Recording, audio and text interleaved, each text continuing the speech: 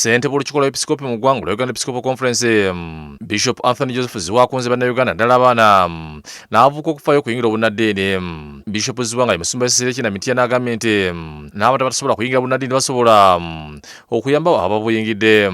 Jesus identified himself with the gate, the proper entrance of the sheepfold.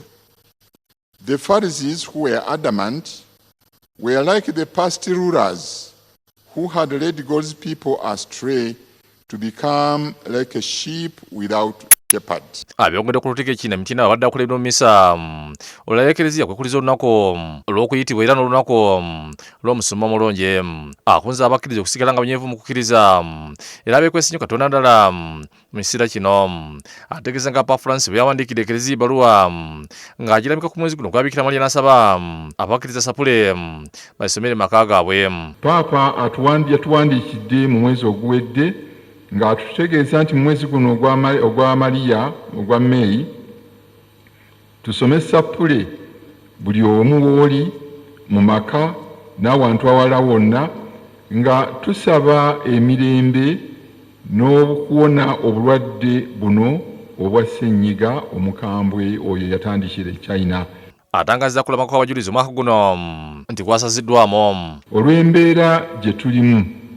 Ne bwe tugamba nti olwaleero embeera karantiini aliwo agiddwawo, tetulina budde bumala kati kuteekateeka Namugongo oyo. Ye musumba Wilson Bugembe yeetee mu kusabira eggwanga mu kiseera kino ekya karantiini nga kubadde maka ge kabulengwa ennansana. Obali Nsambya, obali Mmengo, obali mu kitanda kyo naye nga walwala endwadde yagaana okuwona, walwala kansa, olwaleero siwulira, nsaba byamagero. Kwetabiddwako n'omuwala Brenda Kalama aliko obulemu.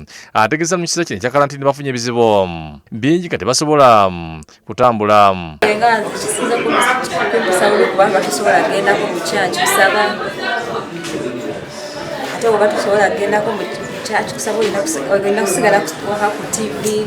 Ono atulaze bw'asoma ne Bayibuli ya muzibe. Kalama asabye abakkiriza okwettanira okusoma ennyo Bayibuli mu kiseera kino ekya karantiini. Bugembe aliko baddigibi b'eddiini bawadde bbaasa za $500 zibayambe mu kaseera kano aka karantiini. Ne Nabbi Muyingo Moses Bright akulembeddemu okusaba okw'oku mutimbagano.